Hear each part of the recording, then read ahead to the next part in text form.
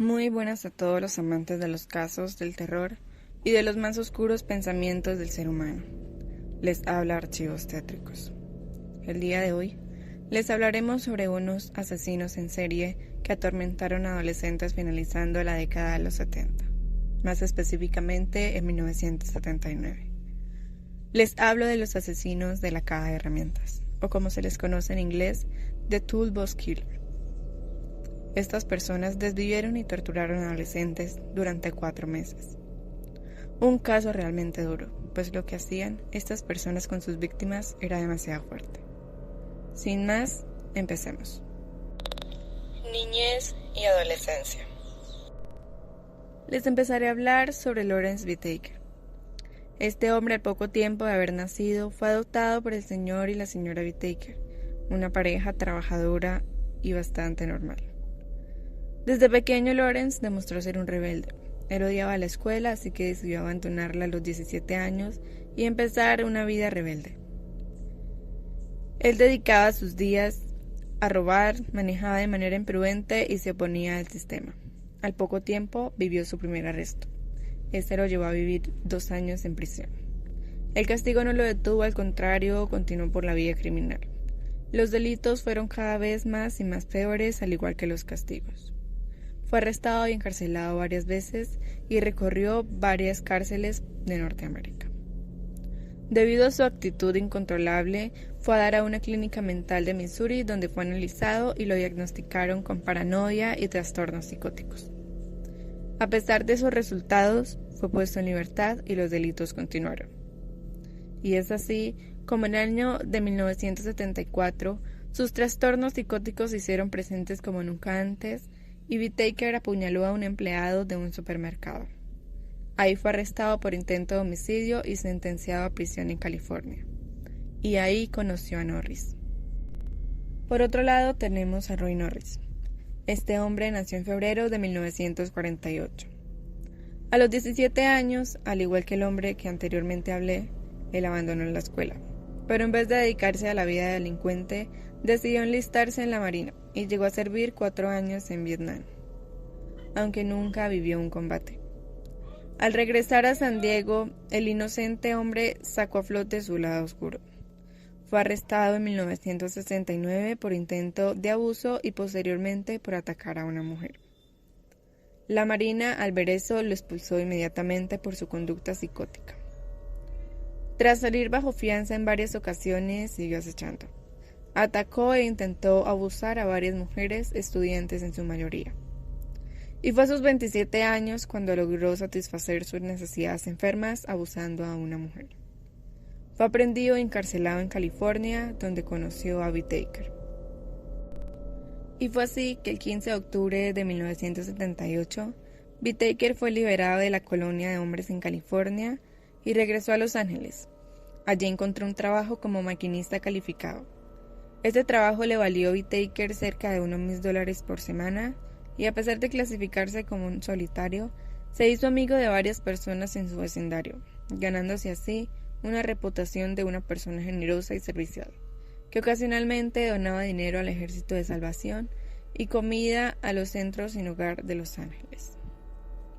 Whitaker era particularmente popular entre adolescentes, ya que hacía lo posible para poder ganarse la confianza de ellos.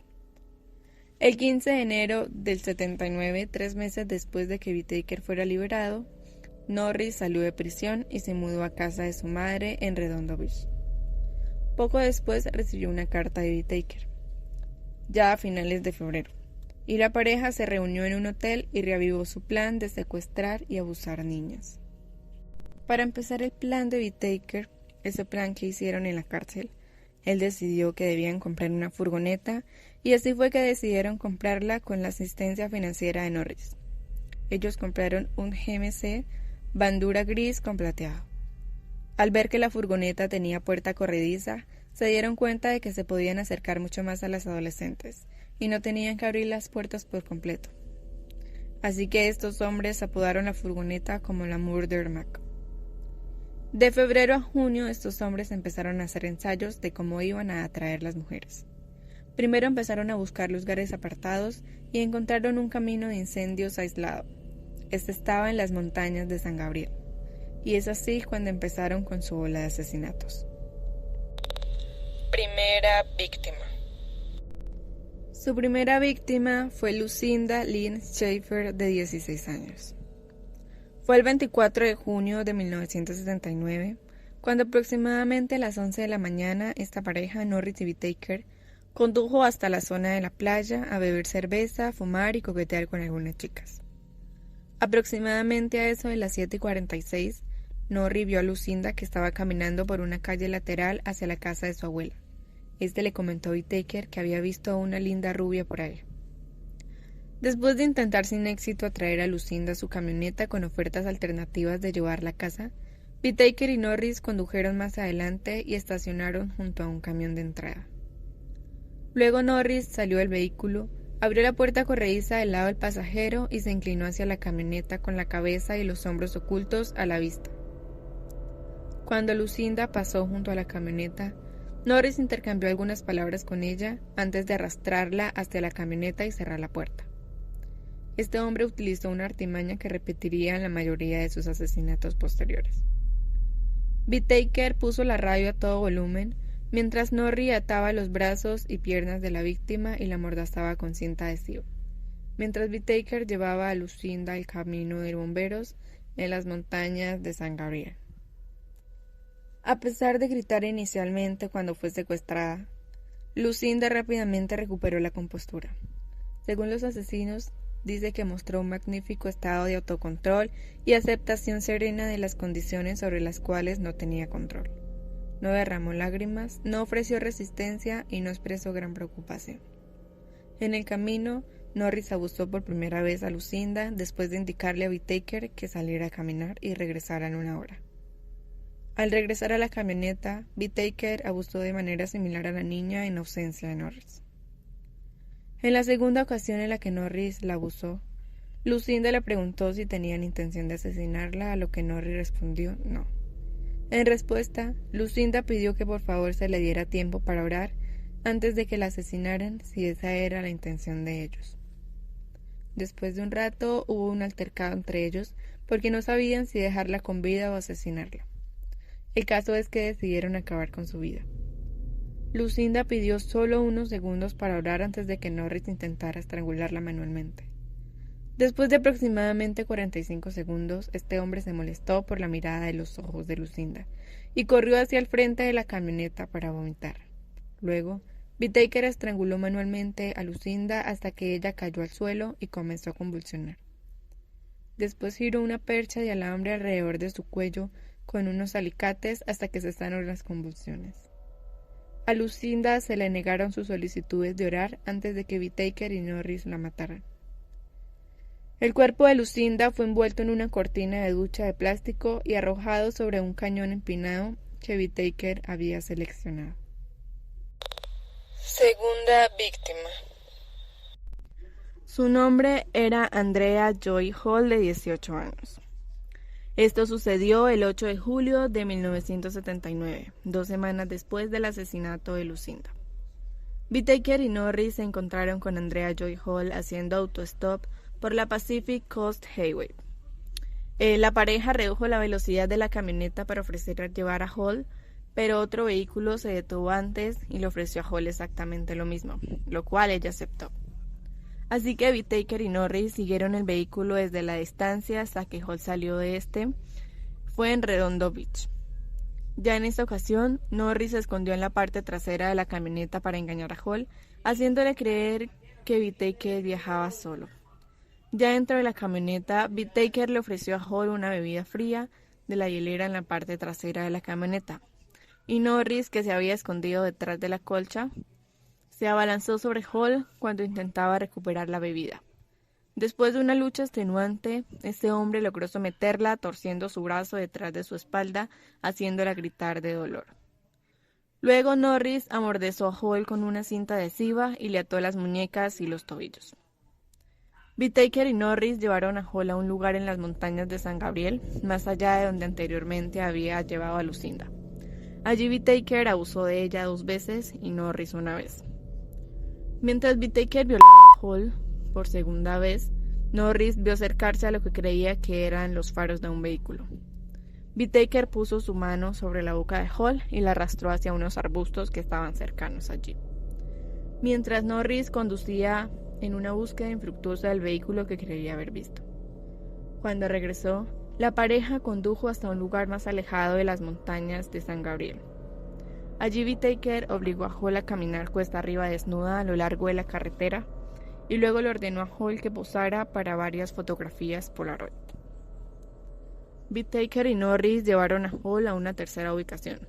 Allí Whittaker nuevamente se quedó solo con Hall, mientras Norris se fue a comprar alcohol.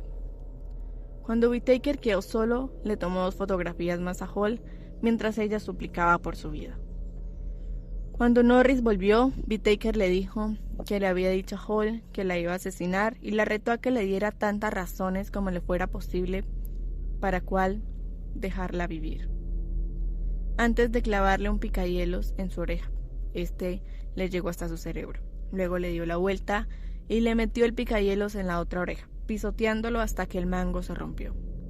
Luego Whittaker estranguló a Hall antes de arrojar su cuerpo por un acantilado.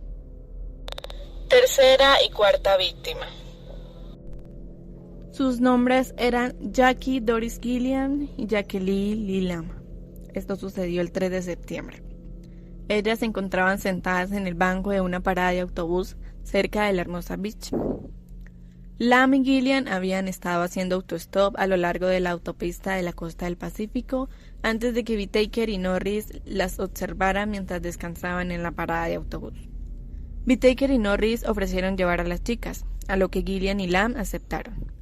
Ya dentro de la camioneta, Norris les ofreció un poco de cerveza y ellas aceptaron. Poco después de subir a la camioneta, ambas niñas se dieron cuenta de que Whittaker había desviado la camioneta. Pasó de la autopista de la costa del Pacífico a dirección de las montañas en San Gabriel. Cuando las chicas protestaron, tanto Whittaker como Norris intentaron disipar las preocupaciones de las chicas con excusas, a lo que no las engañó a ninguna de las dos. Así que Lam, de 13 años, intentó abrir la puerta corrediza después, pero Norris la golpeó en la parte posterior de la cabeza con una bolsa llena de pesas de plomo. La dejó brevemente inconsciente. A Gilliam, de 15 años, la empezaron a atar y amordazar, pero Lam recuperó la conciencia y nuevamente intentó huir de la camioneta. Norris le torció el brazo detrás de la espalda y la arrastró de regreso a la camioneta. Mientras se producía esta lucha, Whittaker, notando que la lucha de las niñas estaba a la vista de posibles testigos, detuvo la camioneta, golpeó a Gilliam en la cara y ayudó a Norris a terminar de atar y amordazar a las dos niñas. Gilliam y Lam fueron conducidas a las montañas de San Gabriel, donde estuvieron cautivas durante casi 2 días. A ellas la ataron, las amordazaron entre repetidos casos de abuso físico y sexual. Ambos hombres durmieron en la camioneta junto con sus 2 rehenes, y cada uno de ellos actuó alternativamente como vigía. Una vez, Whittaker acompañó a Lam hasta una colina cercana y la obligó a posar para fotografías desnudas antes de devolverla a la camioneta. Whittaker también le pidió a Norris que tomara varias fotografías Polaroid de él y de Gilliam, ambos desnudos y otras vestidos. Cuando Whittaker abusó de Gilliam, creó una grabación de él mismo abusándola, obligando a la niña a fingir que fuera su prima, e informándole a Gilliam que se sintiera libre de expresar su dolor. También se sabe que Whittaker torturó a Gilliam apuñalando su seno con un picahielos y usando alicates para arrancarle parte de un pezón. Después de casi 2 días de cautiverio, Lam y Gilliam fueron asesinadas. Gilliam fue golpeada en cada oreja con un picahielos y luego estrangulada hasta la muerte. Después de que Whittaker asesinara a Gilliam, obligó a Lam a salir de la camioneta. Al salir por la puerta corrediza, Whittaker le gritó: «Querías permanecer virgen, ahora puedes morir virgen», antes de que Norris la golpeara en la cabeza con un mazo. Whittaker luego estranguló a Lam hasta que creyó que había muerto, pero Lam abrió los ojos y Norris volvió a golpearla repetidamente mientras Whittaker la estrangulaba hasta la muerte. Los cuerpos de Gilliam y Lam fueron arrojados sobre un terraplén hacia el Charrapal. Quinta y última víctima. Su nombre era Shirley Lynette LeFort, de 16 años. Esto sucedió el 31 de octubre. LeFort fue secuestrada mientras estaba fuera de una gasolinera. Ella estaba haciendo autoestop a casa después de una fiesta de Halloween en South Latunja, esto es suburbio de Los Ángeles. Parece ser que ella se ofreció a que la llevaran, ya que había visto a Whittaker en varios momentos comiendo en el restaurante donde ella trabajaba a tiempo parcial. Al aceptar la oferta de llevarla a casa, ella entra a la camioneta. Norris le ofreció su adversa, pero ella la rechazó. Whittaker condujo la camioneta hasta una calle apartada donde Norris saca un cuchillo, la ata y la amordaza con una cinta de construcción. Después de eso, Whittaker intercambió lugar con Norris, quien condujo sin rumbo durante más de una hora, mientras Whittaker permanecía con LeFort en la parte trasera de la camioneta. Este hombre quiso grabar un cassette de todo lo que le hacía a esta joven, así que coloca una grabadora en la parte de atrás de la camioneta. Después de quitar la cinta de construcción de la boca y las piernas de la niña, Whittaker empieza a atormentar a LeFort. Se puede escuchar en la grabación que inicialmente empieza bofeteándola y burlándose de ella. Luego la golpea con los puños mientras le gritaba repetidamente que dijera algo. Luego LeFort comienza a gritar. Este hombre empezó a gritarla, diciéndole que gritara mucho más fuerte mientras LeFort seguía gritando. Whittaker comenzó a preguntarle mientras la golpeaba, ¿qué te pasa? ¿No te gusta gritar? Cuando LeFort comienza a llorar, le suplicó a Whittaker diciéndole repetidamente, no me toques. En respuesta, Whittaker nuevamente le ordena que gritara tan fuerte como deseara. Luego comienza a golpearla alternativamente con un martillo, golpeándole los senos con los puños y torturándola con alicates durante bastante tiempo, mientras la abusaba y la sodomizaba. Se puede escuchar a LeFort suplicando que cese el abuso. Whittaker mientras extraía alternativamente el mazo y los alicates de la caja de herramientas. Poco después de que Norris cambiara de lugar con Whittaker, él mismo encendió otra vez la grabadora para grabar gran parte del tiempo que había estado en la parte trasera de la camioneta. Norris primero le gritó a LeFort, adelante, grita o te haré gritar. En respuesta, LeFort suplicó, gritaré si dejas de golpearme. Luego emitió varios gritos agudos mientras Norris la animaba a continuar hasta que él le ordenó que se detuviera. Luego Norris tomó el mazo, mientras LeFort, al verlo hacer esto, empezó a gritar. Norris luego golpeó a LeFort una vez en el codo izquierdo. En respuesta, ella le informó a Norris que se había roto el codo, antes de suplicarle, no me vuelvas a pegar. En respuesta, Norris volvió a levantar el mazo, mientras LeFort gritaba repetidamente, ¡no! Luego, Norris procedió a golpearla a LeFort 25 veces consecutiva en el mismo codo con el mazo, antes de preguntarle, ¿por qué estás lloriqueando?, mientras LeFort gritaba y lloraba continuamente. Después de aproximadamente 2 horas de cautiverio, Norris mató a LeFort estrangulándola con una percha de alambre que apretó con unos alicates. LeFort no reaccionó mucho al acto de estrangulamiento, aunque murió con los ojos abiertos. Whittaker optó entonces por dejar su cuerpo en un césped al azar para ver la reacción de la prensa. La pareja condujo hasta una casa seleccionada al azar en Sunland, donde Norris descartó el cuerpo de LeFort en un lecho de hiedra en el jardín delantero. El cuerpo de LeFort fue encontrado por un corredor a la mañana siguiente.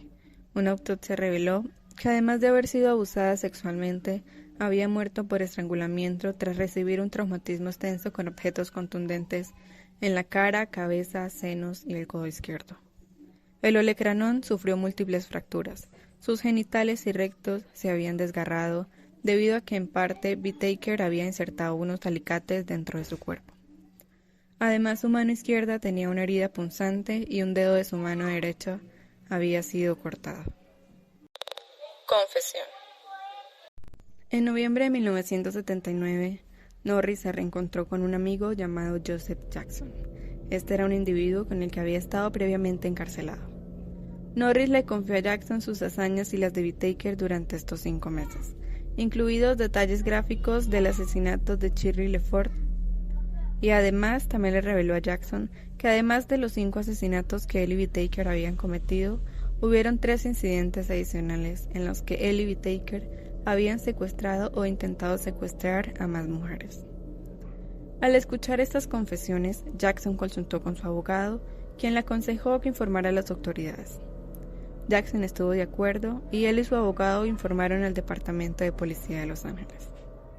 Un detective de La Hermosa empezó a investigar las afirmaciones de Jackson sobre las confesiones de Norris, sobre los asesinatos, intentos de secuestros y abusos que le habían confiado a Jackson. Inicialmente, el investigador señaló que las declaraciones de Jackson sobre las confesiones de Norris coincidían con los informes archivados de varias adolescentes que habían sido reportadas como desaparecidas durante los 5 meses anteriores. El agente investigó un caso de abuso hacia una joven que afirmó que 2 hombres habían abusado de ella y luego la dejaron libre.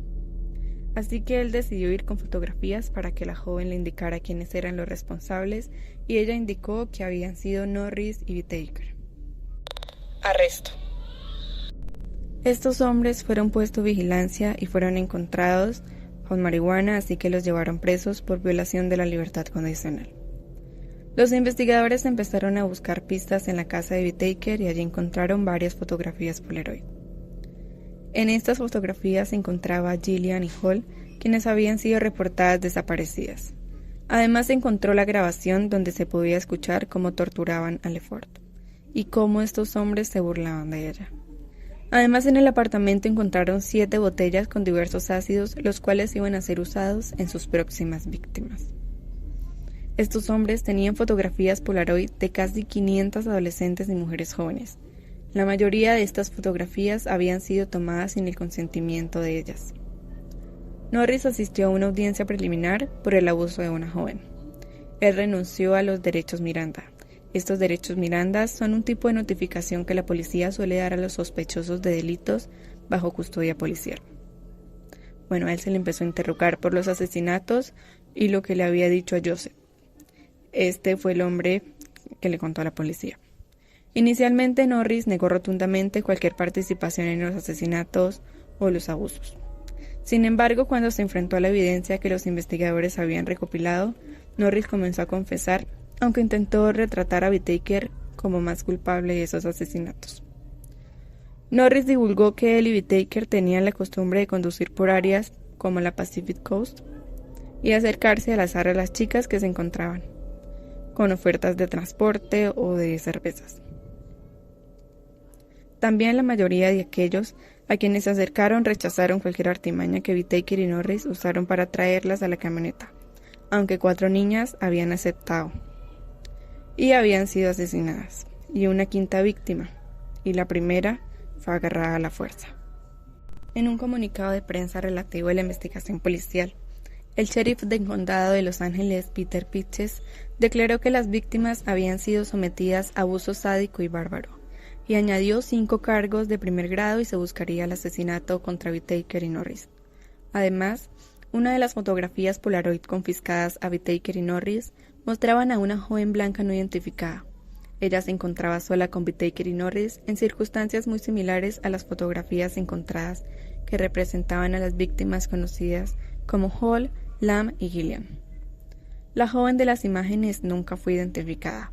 Esta fotografía indica que pudo haber habido otra víctima, pero ni Whittaker ni Norris mencionaron jamás a los investigadores. Norris acordó regresar a las montañas de San Gabriel para buscar los cuerpos de las víctimas. La búsqueda fue muy exhaustiva en las zonas donde según él se habían descartado los cuerpos de Lucinda y de Hall, pero sus cuerpos nunca fueron encontrados. El 9 de febrero de 1980, los cuerpos esqueléticos de Lamb y Gillian fueron encontrados en el fondo de un cañón junto al lecho de un río cerco. En febrero de 1980, Norris y Whittaker fueron acusados formalmente del asesinato de las 5 mujeres. En la lectura de los cargos, a Whittaker se le negó la libertad bajo fianza, mientras que la fianza de Norris se fijó en $10,000. Un mes después de haber sido acusado de asesinato, Norris había aceptado un acuerdo de culpabilidad en el que testificaría en contra de Whittaker a cambio de que la fiscalía aceptara no buscar la pena de muerte en su contra. En el juicio, Norris testificó en contra de Whittaker y dijo todo lo que había sucedido. Decidieron colocar la grabación de la que le habían hecho a Lefort y las personas del tribunal no pudieron contener las lágrimas. Algunas personas no pudieron escuchar toda la grabación y el juez también lloró. Whittaker solo sonreía al momento de escuchar la grabación. Sus sentencias fueron: a Whittaker le dieron pena de muerte y murió en prisión antes de recibir el castigo. Él falleció el 13 de diciembre del 2019. A Norris le dieron cadena perpetua con posibilidad de libertad condicional después de los 30 años, pero nunca se la concedieron. Él falleció el 24 de febrero del 2020. Y es así como termina este caso. Un caso lleno de crueldad y frialdad. Un caso donde estos hombres, estos monstruos, acabaron con la vida de estas jóvenes sin piedad y las torturaron hasta el fin. Nunca volvieron a salir de la cárcel con vida y hubo justicia para las víctimas. Muchas gracias por acompañarme hasta aquí. Recuerda que si te gustó puedes suscribirte a este canal y si quieres que investiguemos sobre algún caso en específico o tienes algo por decir, puedes dejarlo en la cajita de comentarios. Muchas gracias por escucharnos y nos vemos en un próximo video.